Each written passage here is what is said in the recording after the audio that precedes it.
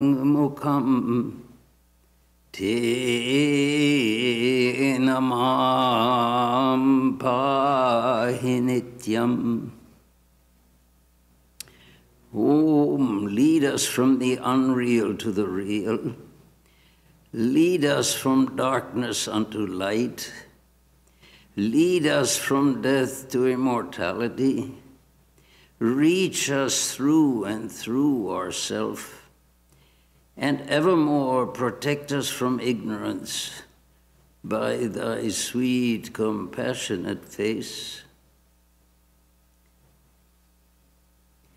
Let us sit quietly a few moments and meditate on the Supreme Spirit in any way we please.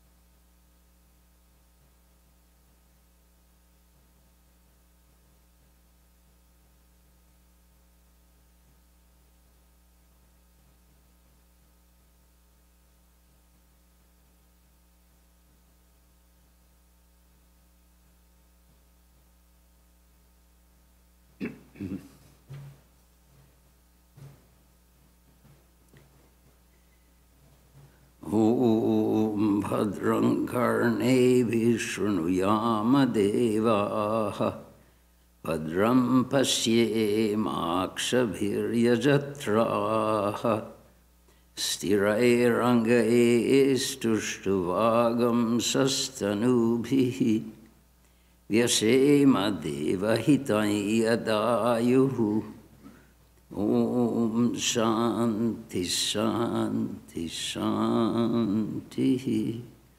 May we hear with our ears what is auspicious. May we see with our eyes what is auspicious. May we enjoy with strong limbs and bodies the life allotted to us.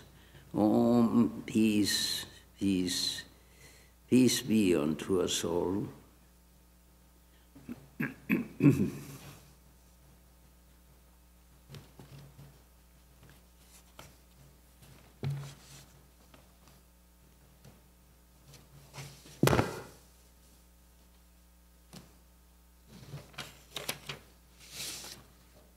The spiritual message continuing from last Sunday.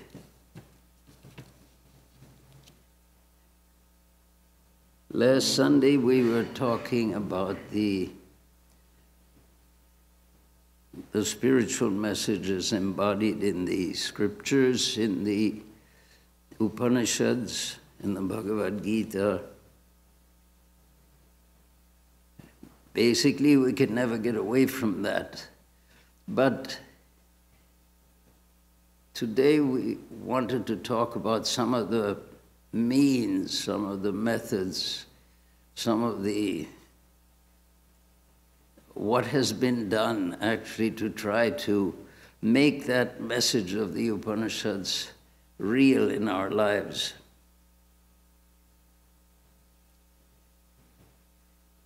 But of course we can't completely get away from the Upanishads. When you finally come to the end of things, of all the descriptions and of all the experiences of others, you're still left with the question, what does it really mean internally for me? How would I experience these things?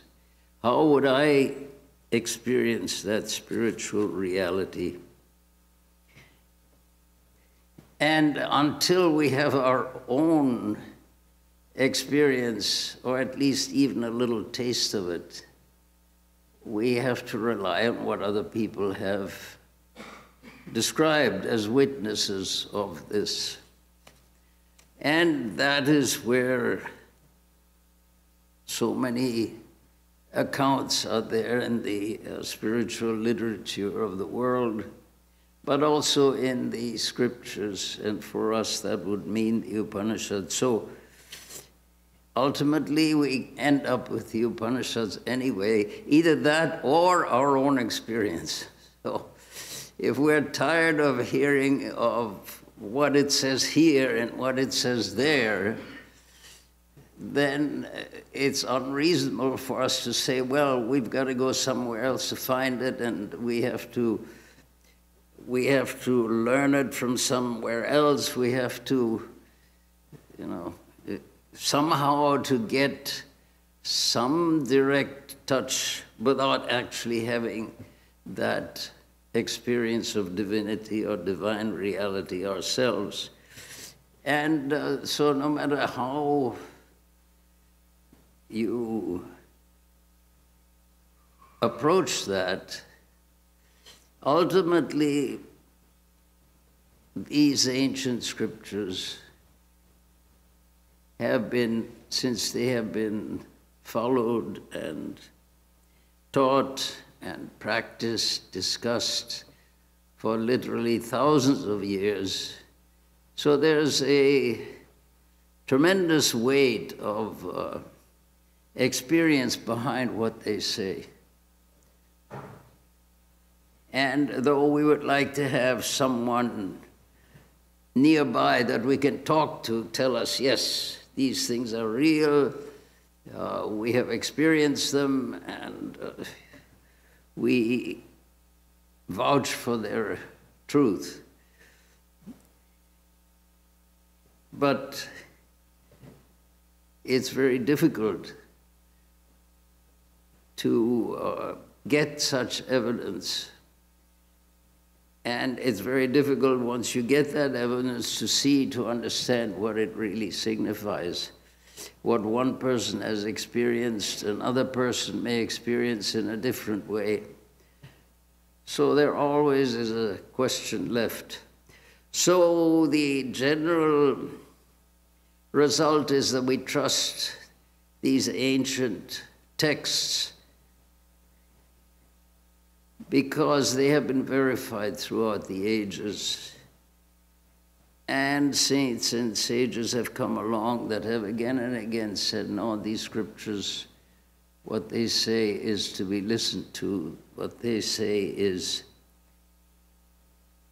to be considered as evidence, is to be considered as an impetus to us to practice and follow and achieve those results ourselves. But we'll start with the evidence given by various saints and holy people, and also the method that each one has employed to achieve what they have achieved. That is more important than their witness, actually.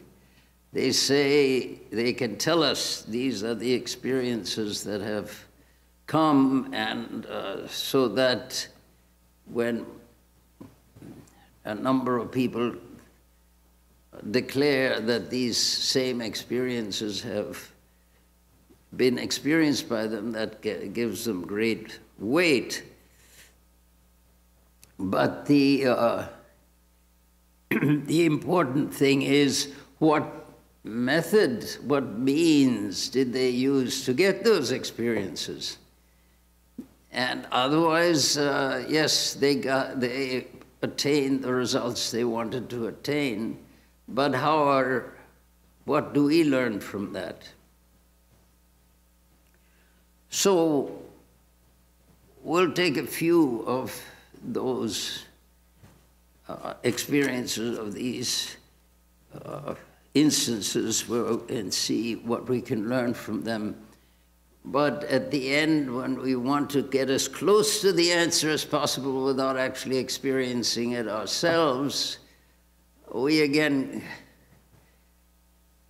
go back to the Upanishads, the scriptures, or the scriptures of all spiritual traditions, which have been followed and verified for untold hundreds of years.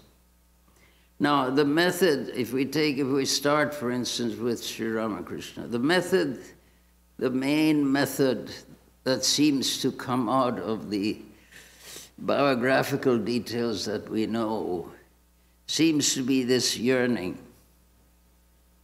And also, he emphasized later that yearning as being a crucial element of spiritual life, of spiritual experience, of spiritual progress.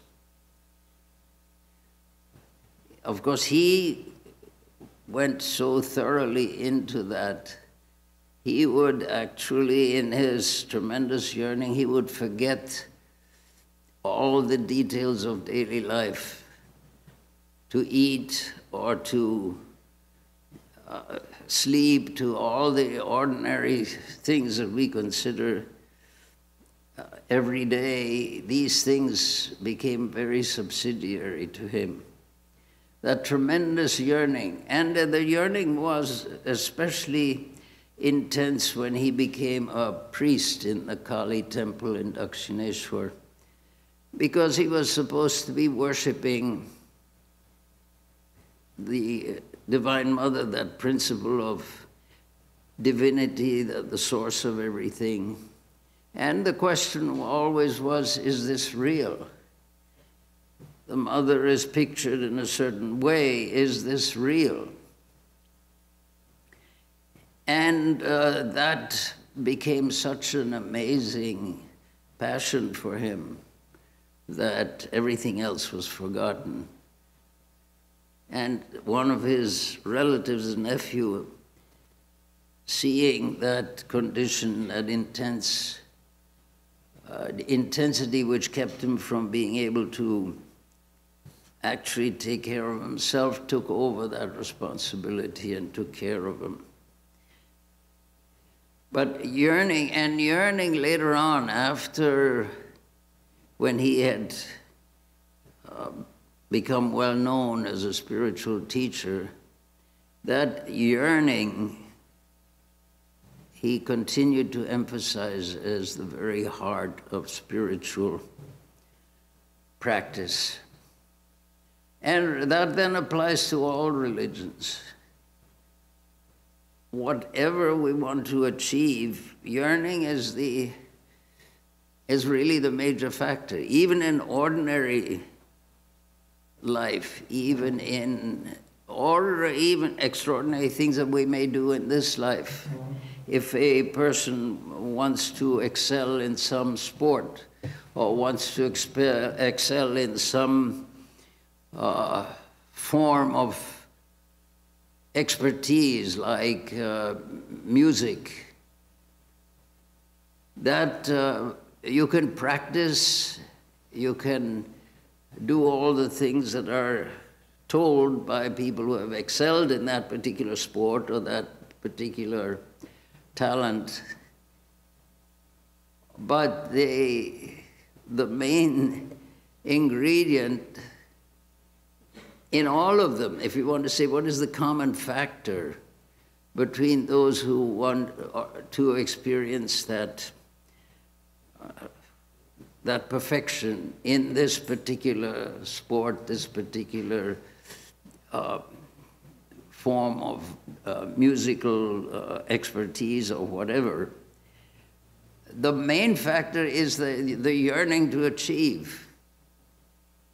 So it should not be surprising that, you see, the thing is when it comes to religion, what frequently happens is we expect to be given that, oh, I want that experience of divinity, I want that spiritual realization. So somehow we expect it to come in a way that we don't expect expertise in, say, a musical instrument to come. Expertise at that level we're willing to concede takes years of practice, years of dedication and sacrifice for achieving this end. But somehow in spiritual things we expect to get this. And there's a reason for it. In a sense, the teachers also make it appear that way. It's very natural. It's your own reality. God is the center of your own being. And so it just seems so natural. So we expect, yes, this should be something that that I can pray for. When a child wants a piece of candy from its mother, it simply wants the candy. The mother doesn't want to give it because, no, it's bad for you. It'll corrode your teeth. It'll do this. It'll do that. But the child doesn't really listen to all of that. It wants that candy. So, and then if it yearns enough for it, the mother eventually says, oh, all right, here. Because there is that internal love for the child, and seeing the child so eager and so unhappy and not having received this trifle, the mother says finally, okay, yes, it's not really good for you, but okay, in a limited amount we can tolerate that. So that yearning will be, if the child simply asks, the mother says no, and the child stamps its feet on the ground a few times and the mother still says no,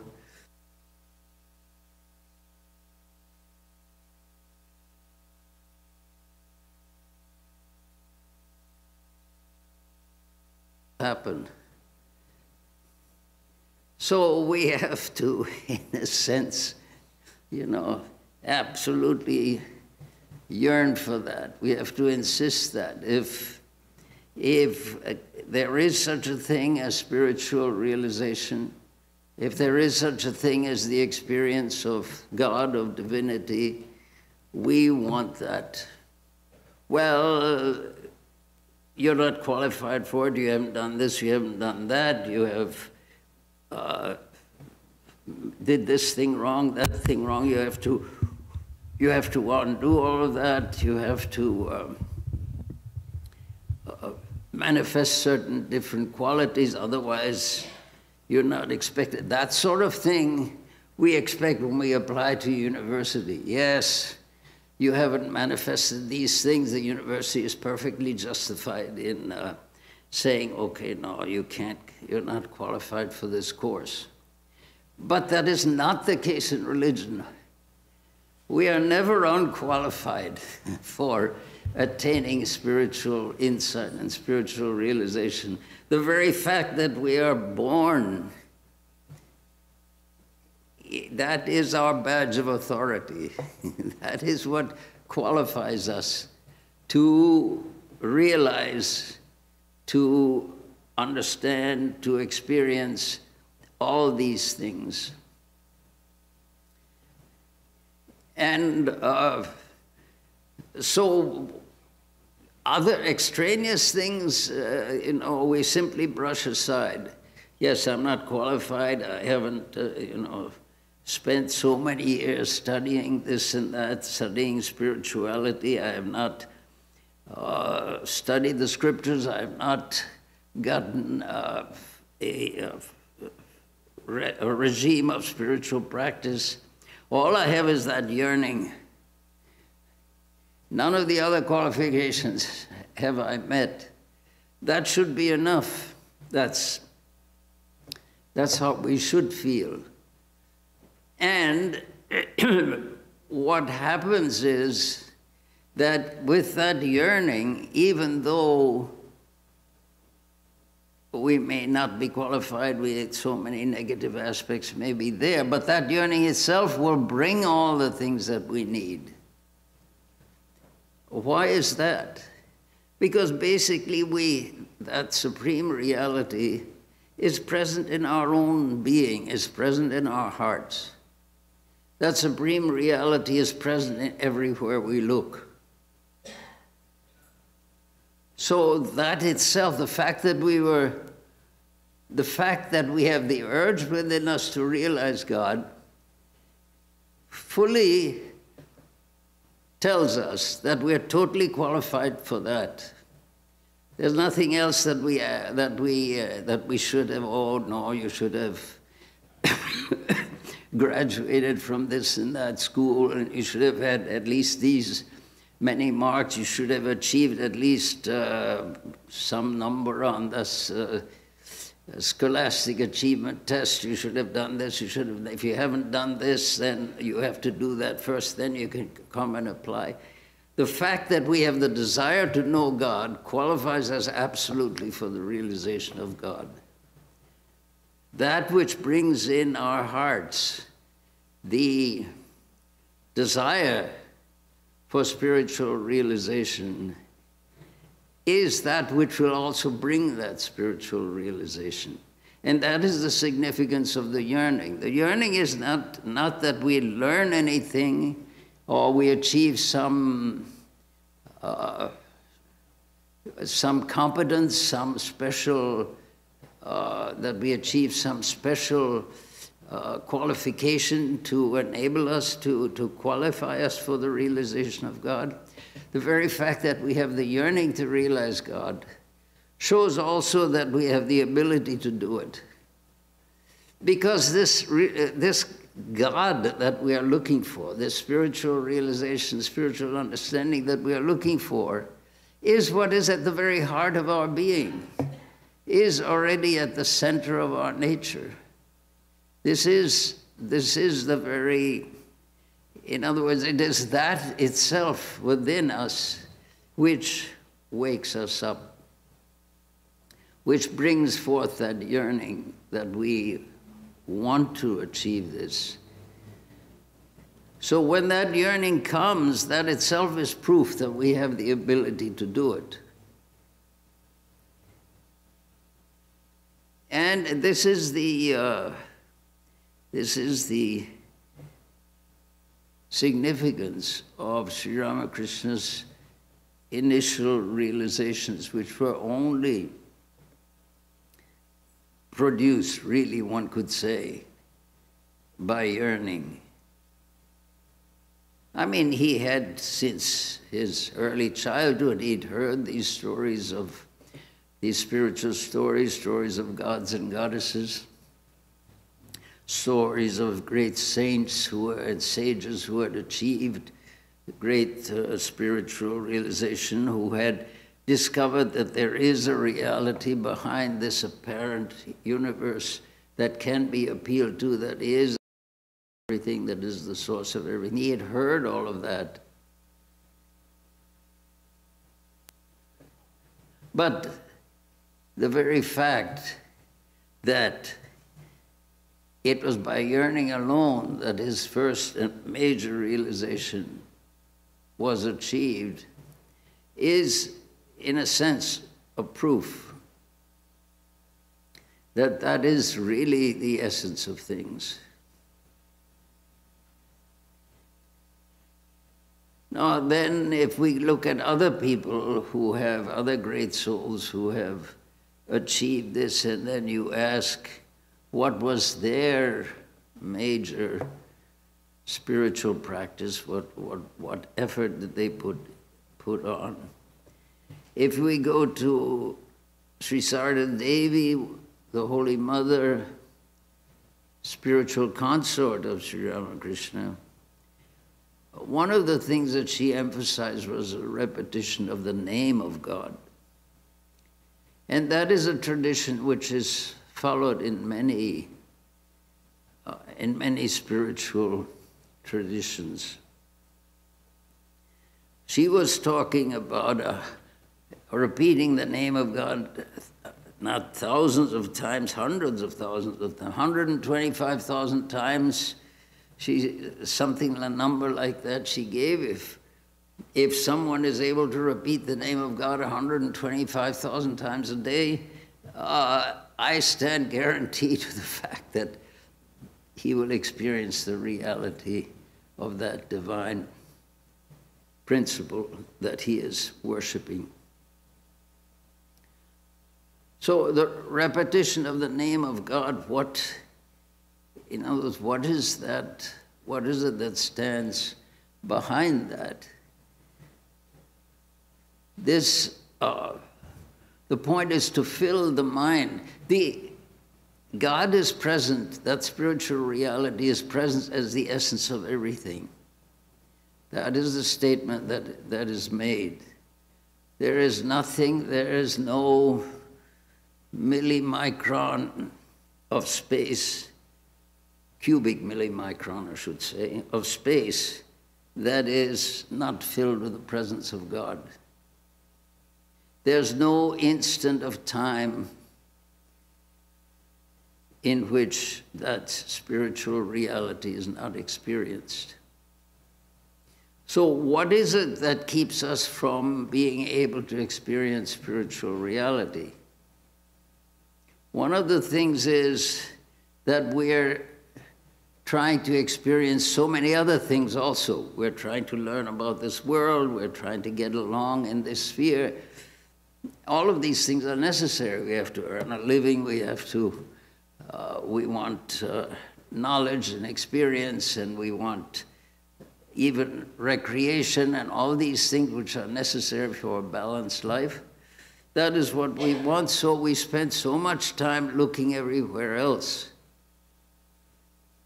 But one should, at that same time, one should see all of that through the experience of God. In other words, it is as though you're looking through a pair of glasses that is shaded in some, say, green color. Everything you look at will be green. There'll be a green shade over everything, even if there is no If green is not emphasized anywhere, you will see a green shade everywhere. Why? Because in the general light, general sunlight, all the colors are there. So green is one of the colors that is there. So when you put on that green glass, whatever you look at will be greenish in tint. So that same thing should happen in relation to God. God is present everywhere. So in every perception, we should see God. If we don't see God, then we have to explain what is wrong with us. What are we doing improperly that we're not seeing God? This is the normal thing. It isn't that we should consider people who have experienced God as, extraordinary beings. They're absolutely remarkable that they could realize God. We are the ones who are remarkable that we don't realize God. Because God is the only thing really that is at the heart of every perception. That is the statement that's made by the sages. They have experienced it to be so. We don't experience it. So the problem is ours. It's not, there's nothing, let God bestow His grace upon us so that we realize His presence. Well, we say that, but really speaking, it doesn't make any sense because God is the only thing that is present. If I put on a pair of glasses which are tinted in green color, if I don't see the thing, if I don't see green, then there's something wrong with me. There's nothing wrong with the glass or with the light, because in the light, all these things are there. Green, the green color is present in sunlight and everything else. I pass the sunlight through a prism and I see all the colors are there. Why is it that I don't see green? It's not the fault of the sunlight. And it's not the fault of the prism that spreads the sunlight out into a rainbow. I don't see green because there's something wrong with my eyes. Something, maybe, I don't know, there are cones in the organ of vision or something, and maybe one of those cones is missing, so I don't see green. In other words, I should ask myself, what is the problem with me? There's nothing. God, why don't you reveal yourself to me? God is constantly, that is the statement that is made, God, that spiritual reality is constantly revealed. It is there. It cannot avoid revealing itself. Its very nature is to reveal itself. The problem is I haven't sharpened my object of vision, my sense of vision, to be able to perceive it. There's something missing in the spectrum that I can see. It is possible in sunlight, it is possible to shut out some sort of a light, some particular light color. You put in something that absorbs that particular color, and then you don't see it, and you say it's not in sunlight. That's totally unreasonable. It is in sunlight. The problem is what you have done or not done. So, this idea of a repetition of the name of God, thousands and thousands of times, Holy Mother, was talking at some huge numbers, 125,000 or something. Anyway, the idea is that that constant repetition keeps the idea in mind that God is there. Now, we're not going to repeat necessarily 125,000 times or whatever, some huge number. She was able to do that. We may not be able to come anywhere near that. But every time we repeat the name of God, something within us emphasizes that. Something within our memory, our mental system, puts an emphasis on that thought, on that word. Because sensations come in and they are not gone as Raja Yoga, as Patanjali has clearly explained. Every perception, every activity leaves a trace in our minds, leaves a result in our minds, leaves a wave, a mark in our minds, and then when we see it again, we recognize it. Otherwise, every perception would be something new, and we wouldn't be able to navigate in this world at all. It is because we have the memory. Every perception leaves a certain memory, and mentally we organize all these things in our minds into systems, and so we can navigate in this world because of that memory. So what arouses the memory, each time we experience it, something in us tells us, yes, I've said this before, I've emphasized this before, I've thought this before, and it again refreshes that. So the idea of the repetition name of God is exactly that. Every time we repeat that name or recall that concept of infinity, it again renews itself to us. And eventually that becomes a habit. Not only a habit, it becomes an unavoidable repetition, an unavoidable memory, an in non-erasable memory. That is the goal. Of course, that has to take some time, some repetition in order to happen. But this book that was written by this Russian pilgrim who was traveling along the steppes in Russia, and he heard a sermon in a church on one occasion in which the ministers quoted from St. Paul that one should pray without ceasing. So he said, how is it possible to do that?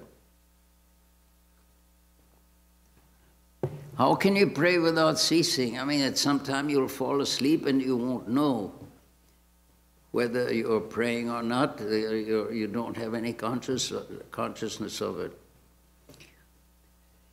Under other circumstances also, how can you... He took that literally. Now, normally if we hear pray without ceasing, that generally means, oh, okay, yeah, whenever I can remember it, I'll repeat the name of God, I'll pray, I'll do all of that. But he took it in a different way. He took it to say without ceasing means without ceasing. It does not stop. So how is it possible to do that? So he traveled all over looking for someone who could explain that to him, and he found such a person, and that person led him through certain practices. It's not said in this account what practices he followed, the details are not given. But anyway, the result was that he did achieve this. And this is also in other traditions, is this idea that it is possible to reach a state of constant recollectedness, that the recollectedness of God, the remembrance of that particular sage or saint or particular spiritual element you are concentrating on, that that memory can become constant. So, Holy Mother was saying, she said, you repeat the name of God, and she mentioned, I don't know, 125,000, 150,000, some huge number. Essentially means you repeating all the time. Then that becomes automatic. Then you will always remember, you will always see. That is what she practiced, and that is what she experienced. Then we can talk about Swami Vivekananda. What is this? What is that spiritual? What is his special path? Or what was his own special path? And of course you can discuss the matter, you can argue in favor of this method or that method. But for Swami Vivekananda, according to some of his own words, self-surrender really was the thing that sparked his spiritual realization, is when he finally gave up that challenging Eddie, what is this? I don't understand this. I want to understand what is this. I want some evidence. Show me, prove to me. That is all of us. We're all involved in this. He finally, of course you can say, all right, he had the grace of Sri Ramakrishna, and therefore Sri Ramakrishna removed some obstacles from his path, and so at a certain point when he was ready, he had certain problems in his mother and his brothers. His father had died, his mother and his brothers didn't have any means of support. He tried to earn a living. He couldn't find a job. It was a very desperate situation he faced. And then finally he came to Sri Ramakrishna and said, okay, well, you know, you've got to do something for me. You have shown a path to spiritual understanding, spiritual experience to so many people. Okay, now I want some help from you. And Sri Ramakrishna said, no, I can't, there's nothing, I can't do that, but you can go. If you go to the temple and pray for that, you will receive what is needed to at least enable you to get by this difficulty. And so he went to the temple. This was the temple of the Divine Mother, but it could have been any church, any temple in which divinity is worshipped. And he went there and he actually saw that divine reality. He saw the divinity there. He saw the spiritual reality in front of him. And when he was filled with the presence of that reality, he completely, all things related to this world completely vanished for him. He could not remember that he had this problem with his family's subsistence and so forth. That which had totally agitated him, which only a very beloved son of a beloved mother could feel toward his mother and his relatives, the tremendous pain he felt that they were experiencing in this extreme state of poverty. He couldn't remember any of that, which had totally convulsed his being, which had caused him to come to Sri Ramakrishna. Sri Ramakrishna told him to come and surrender to that divine reality, surrender to the Divine Mother. All The problems will be taken care of. But when he saw that that spiritual reality, and this would be possible in any temple, any church, any synagogue, any spiritual place where people have worshipped for a long time, people have experienced spiritual reality, have felt the presence of of the divinity. When one actually synchronizes oneself with that, when one actually can feel the presence of that divine reality, then all these other things seem to be like very small, and very insignificant. That was his experience. The mother that he saw was all-encompassing, was all fulfilling. And that lack which he had felt earlier, just simply, these ideas did not come to his mind. He saw that infinity alone, that beauty, that glory alone.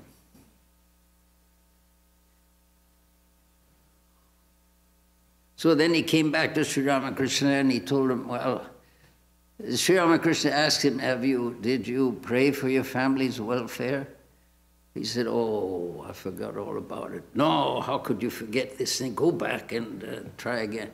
Again he went back, and again he forgot. Sri Ramakrishna said, okay, I can't understand why you have this problem. It is absolutely unreasonable. One more time anyway, you go back.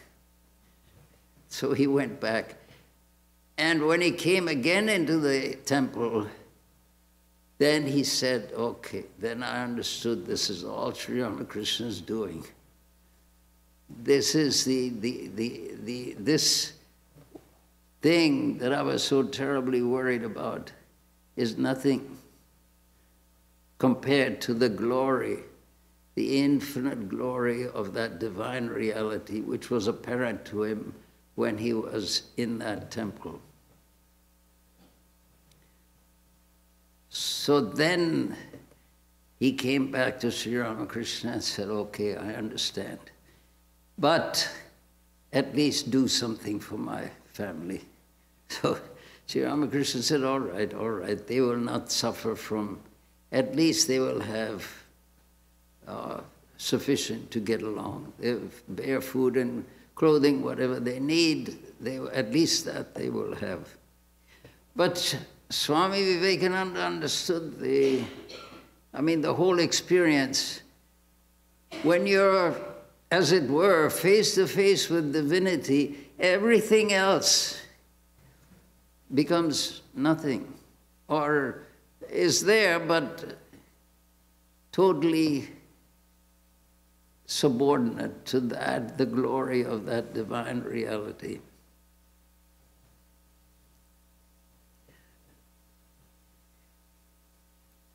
Now then, other great souls, what they experienced. There was Sister Nivedita, who was a disciple of Swami Vivekananda. We don't have time to go into the story, but she was a British lady, Irish actually, and very much interested in social causes and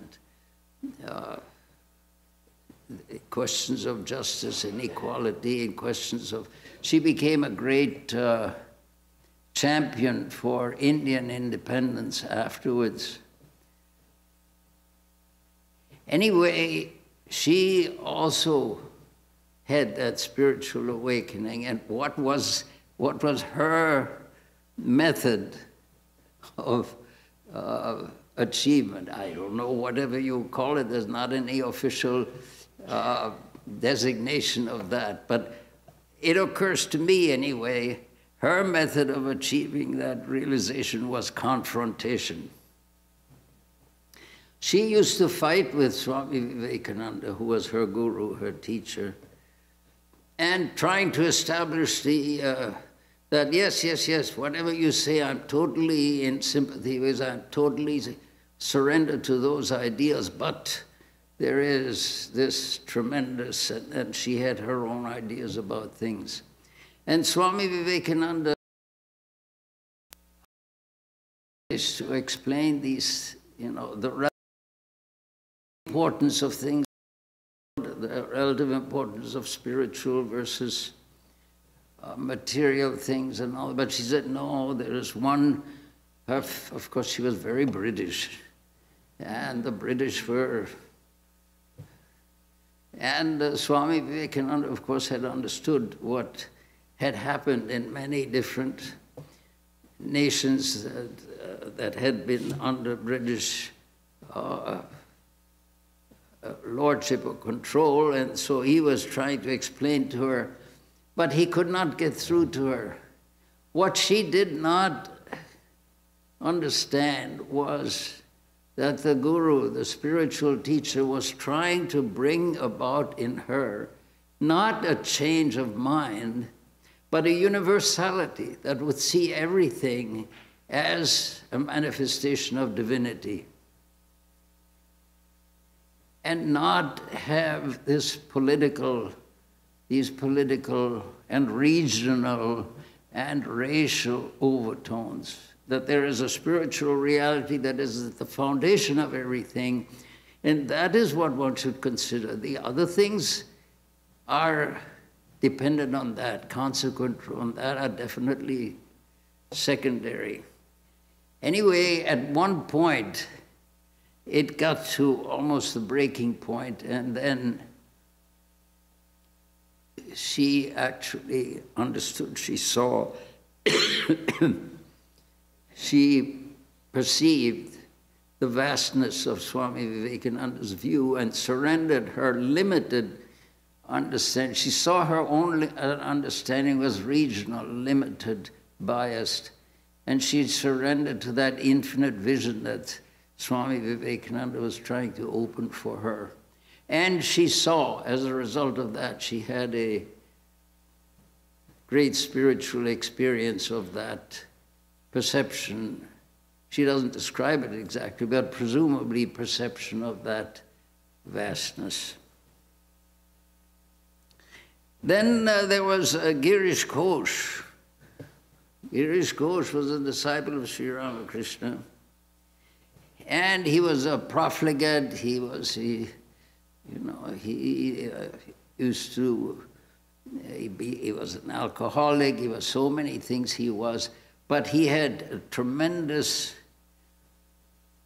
faith. When he saw the purity of Sri Ramakrishna, that faith, that self-surrender was his main method. And so he kept asking Sri Ramakrishna for that spiritual understanding, spiritual realization. And Sri Ramakrishna said to him, all right, pray.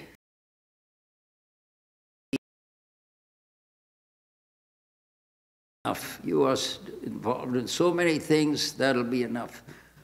Oh, well, I don't know. Morning and evening, actually, he was used to drink heavily, and he was a playwright and a play actor, and in those days, that was generally a very not too reputable profession. I don't know. Morning comes. Sometimes I sit up all night writing a play.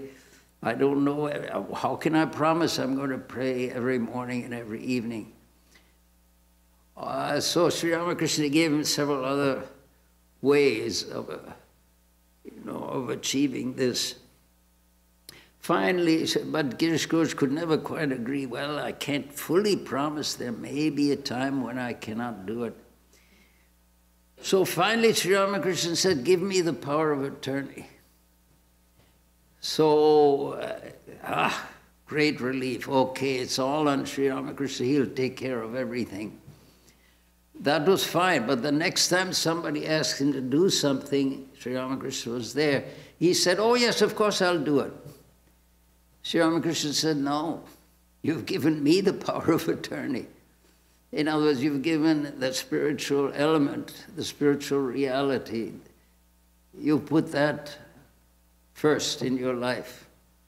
So if God wills, I will do this and that. You can't say, I will do this and that. So he was utterly shocked to hear that he had actually given away that prerogative. But later on, he developed, he actually became a saint. And Sri Ramakrishna, there had been a gerua cloth, or sannyasin's cloth that had been saved for him to give to him later. Sri Ramakrishna, Swami Vedananda gave him that cloth at one time. Yes, Girish had developed himself to that extent. So these are all this and so many more. I mean, you can, the number of cases you can cite from the scriptures is enormous. Like Janaka, he was mounting his horse and he told Yajnavalkya, his teacher, can you give me the realization of God? He was mounting one foot in the stirrup. Before I finish mounting this horse, put my foot over the back of the horse and mount the horse. Before I finish mounting this horse, can you give me that realization? Janaka, his teacher said, Yajnavalkya, his teacher said, Janaka, give me your body. Janaka was utterly truthful and utterly dedicated, and mentally he surrendered his physical functions to him. Janaka, give me your mind. He gave his mind away, his will, his understanding, everything that he called his own. You see, everything that had the I in it, he gave away. And that was that. That was it. So, so many stories are there, so many. One of the great stories of Gargi in the Brihadaranyaka Upanishad, asking Yajnavalkya, the teacher, what is the essence of everything? So he went through many things. The essence of everything is space. Everything is within space. Everything without, space is the container of everything, the source of everything. The essence of everything is the space that they occupy, is the essence. That is the essence. And then she asked him the next question, where is space contained? In what is space contained? Space is that which contains everything. And what is it that contains space? Then Yajnavalkya explained I'll read, I told you we'd get to the Upanishads eventually. You can't avoid it. Then he said, O Gargi, the knowers of Brahman say this immutable Brahman is that reality which contains even space. It is neither gross nor minute, neither short nor long, neither red in color nor does it have oiliness, neither shadow nor darkness, neither air nor ether. It is unattached. It has neither savor nor color. It is without eyes and ears, without the vocal organ or without the mind.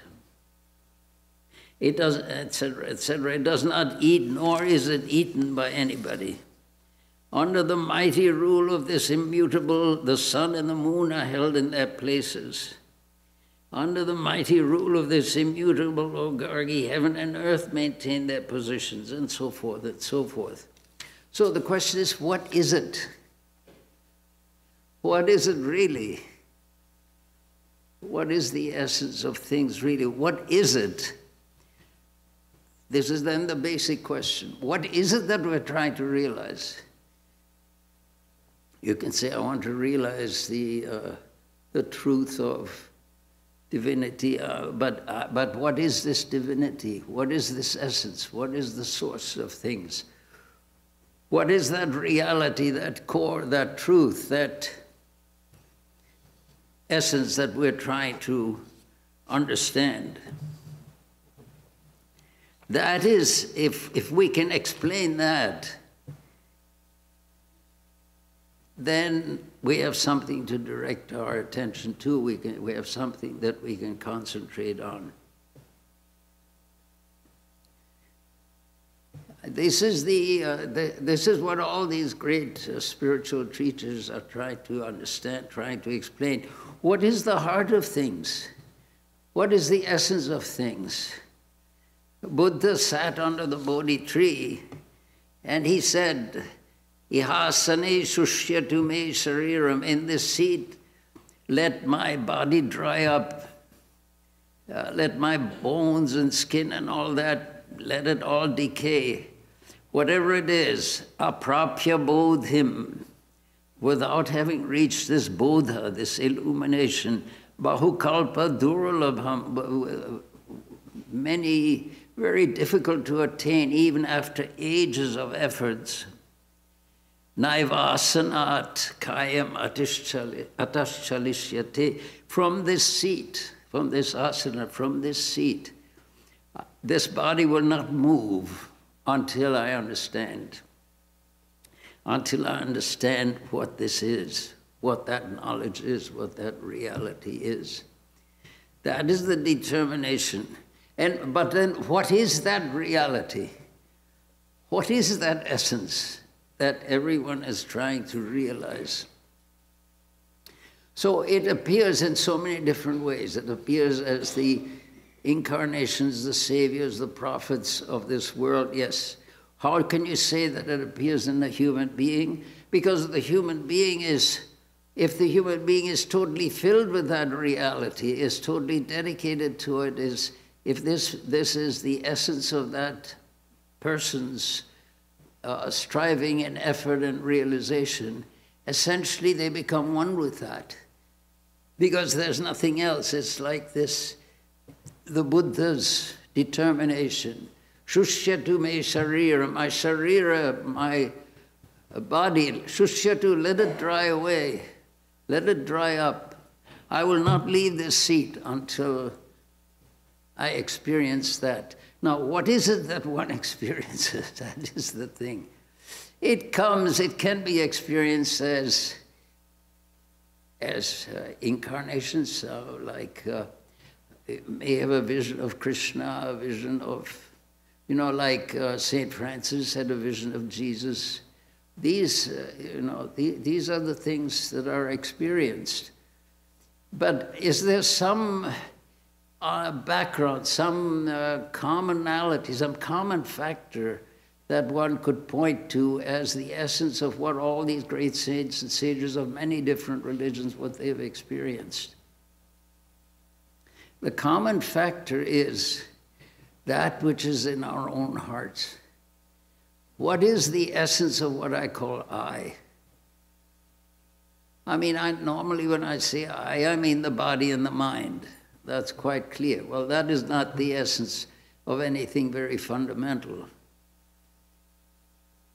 Because there's so many, you cannot point to the one as, but that one reality, that one substance which is at the core of everything, that is what one sees when this external consciousness has subsided, in the sense that it is at the heart, at the core of every consciousness.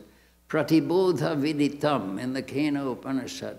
That which is seen as the core of every perception. What is at the core of every perception? If one becomes, that's why meditation is there, if one becomes very quiet, if one quiets down the external experiences, what one slowly gets into, what great sages aim to achieve, is the perception of that which is in our own hearts. What is it that is the heart of my being? What is it? Who am I? That was Ramana Maharshi. Who am I? What is this I, really? So each one of us, it's accessible to each one of us every moment. If I quieten my mind so that the exterior is not a strong factor in it, what is it that what is the essence of every experience? What is the gold? There are so many ornaments made of gold, of different shapes, sizes, and forms from the Chandogya Upanishad. What is the essence of them? The essence is gold. When I look within myself, what is the essence of my experience? What is it? I can feel the presence of a reality within. That reality is my own self. I don't know what that is. But at the heart of that is that which has never come into existence and which will never go. That is that reality that the saints and sages perceive. So within our own hearts, in moments of very great quiet, even now, even this very moment, we can feel, who is this I? I feel myself, I'm sitting here in this temple. What is this I? I am here. What is, within ourselves, we can feel that existence. We can feel a reality. We can feel, what is it at the core of me? At the core of me, that isness, I can just, by trying to dwell on that, slowly I can get into something, following the instructions of all these saints and sages, I can get to something which is the core of everything. And that something, it is that within which everything is contained. Space is the container of everything. Where is it that space is contained? That within which space is contained is the basic reality of everything. And that is the challenge, to experience, or at least to see a little bit, a tiny sliver at least of that consciousness, which is at the heart of everything and which is the essence of everything, that from which this universe arises, that in which it disappears. This universe and all experience do not arise from nothing. They arise from fullness, from infinity, from that Purna. And that we can feel within ourselves every moment, even now. Thank you.